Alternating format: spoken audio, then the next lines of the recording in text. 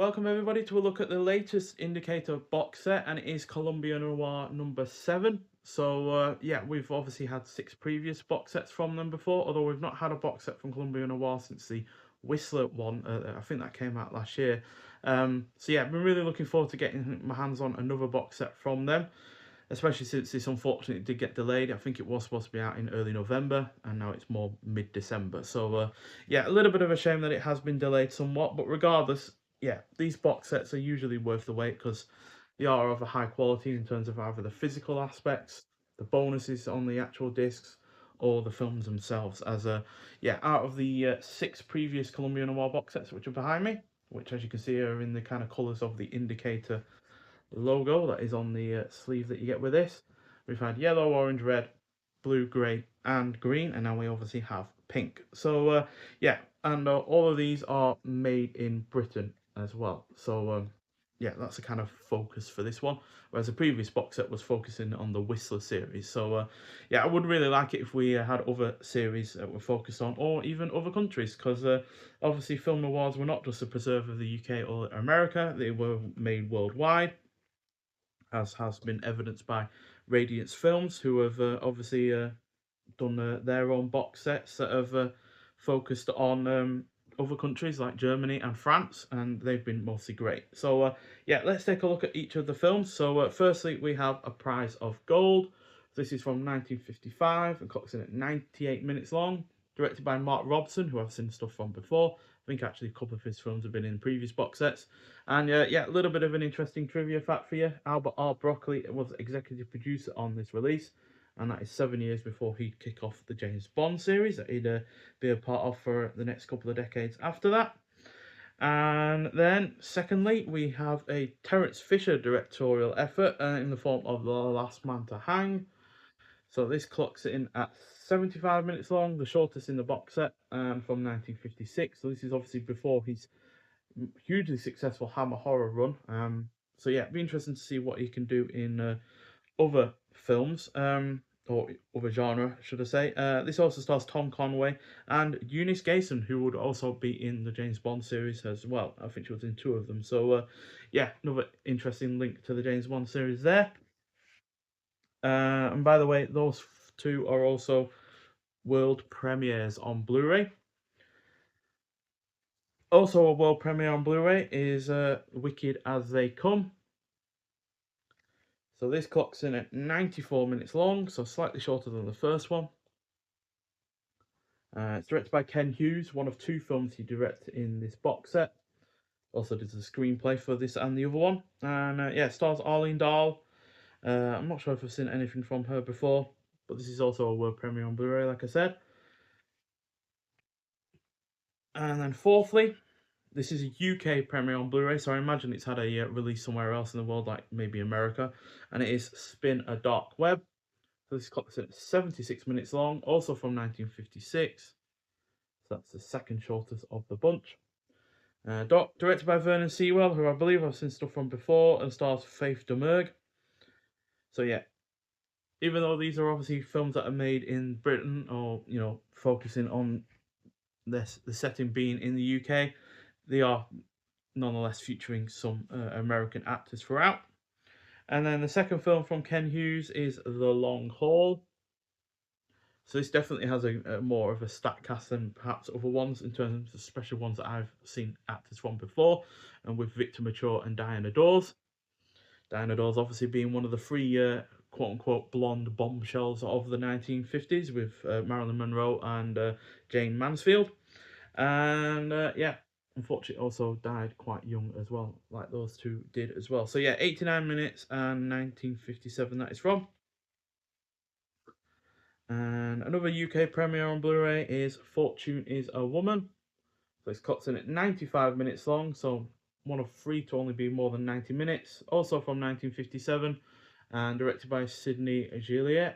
And yeah, stars Jack Hawkins and again Arlene Dahl. So she's the only actor in this box set that appears more than once, and Ken Hughes is obviously the only director that appears more than once. So yeah, on the whole, 6 interesting looking films, to be honest. Obviously it's interesting to have one country focused on with this box set, which hasn't been the case before, or at least not intentionally focusing on one country. Obviously, the vast majority of film noirs did come out of America in the 40s and 50s, but yeah, still, it's interesting to focus on not only the UK. Would be also cool if Indicator did a future release, either focusing on another series like they did with the Whistler box set, or another country, like Radiance Films have done in the past. And yeah, this also comes with a really rather big booklet as well, as per usual with these Columbia Noir box sets, or even the Universal ones as well.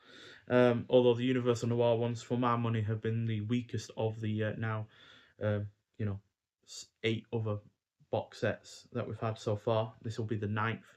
Hopefully, the 10th will be even better than previous ones. So yeah, we have cast and crew for each of the films.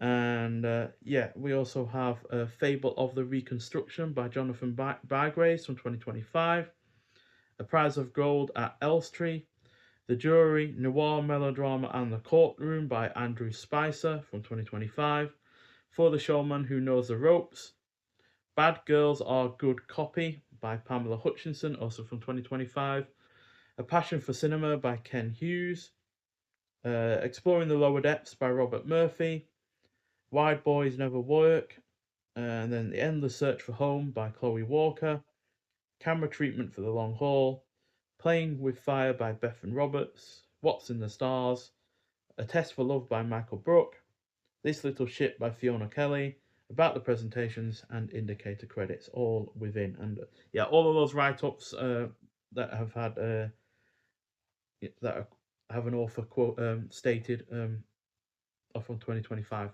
And there is Jack Hawkins getting through a window in his film. So yeah, as per usual, shots from the films throughout. And yeah, the write-ups themselves look fairly interesting.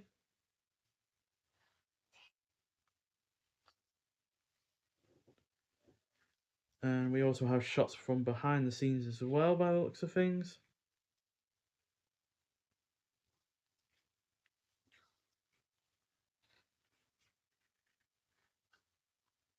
So the Prize of Gold at Elstree is about a set reporter for Picturegoer, the British fan magazine sold at cinemas, who interviewed key members of the cast of the film in a piece published in the September edition of the magazine. So yeah, the page isn't given an author, so that's why one hasn't been quoted. And for each film as well, we also have a breakdown of the running time and the aspect ratio and whether or not it's in colour or not, such as with Prize of Gold, which apparently is in colour and is in the aspect ratio of 175 to 1. So yeah, it's always interesting to have that kind of breakdown, really. I wonder if that's the only colour film in this box set or not.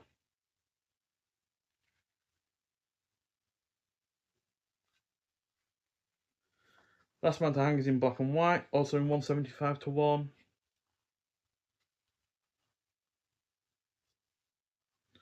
We'll take a little bit of time to find my way through these. So yeah, the Showman Who Knows the Ropes.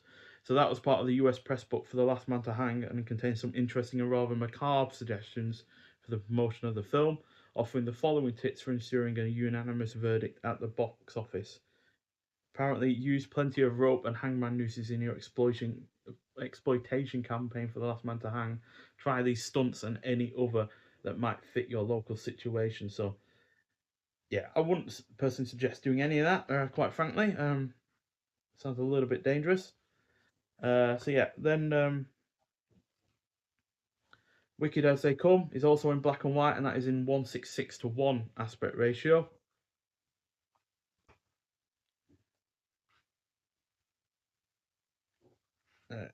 Flick through. Where are we at? And Spinner Dark Web, also in black and white, and that's in 175 to 1.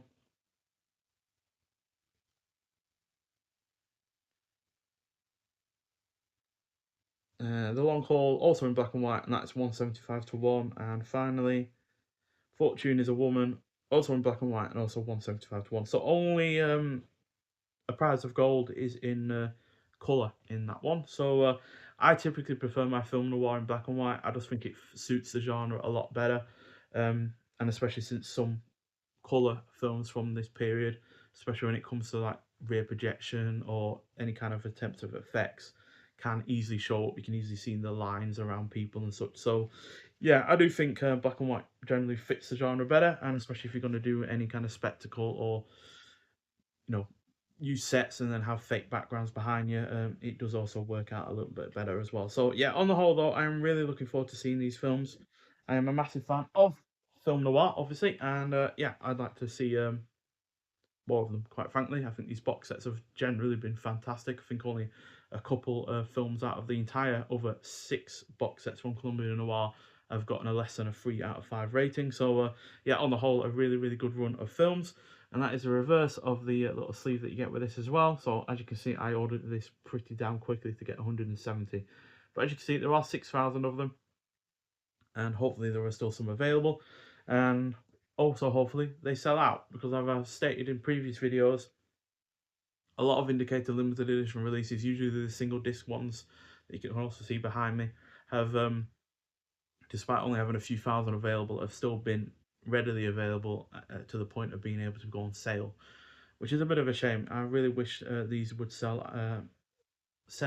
out at some point rather than just continue to be available, continue to be on sale, as yeah, it doesn't obviously help the label itself, and also makes them think that maybe that kind of film or that director or that cast or that type of film is just not worth doing in other regards to other films, because if you don't sell enough with a certain director or actor or type of film, then yeah, that is going to obviously put on a negative spin on doing any more future releases from them. So yeah, maybe that's why this box set has taken so long to come out. Maybe the Whistler box set wasn't particularly successful. I can imagine not being, given it is focused just on one series and not a series that is entirely well known. So yeah, that could be the case. But regardless, each of these films will get a review of their own, and yeah, hopefully they are going to be each worth seeing. So yeah, but nonetheless, thank you for watching. Hope you enjoyed this video. If you've seen any of these films before, I'd like to hear your thoughts on them. But nonetheless, thank you for watching, and I'll see you in the next one. Bye.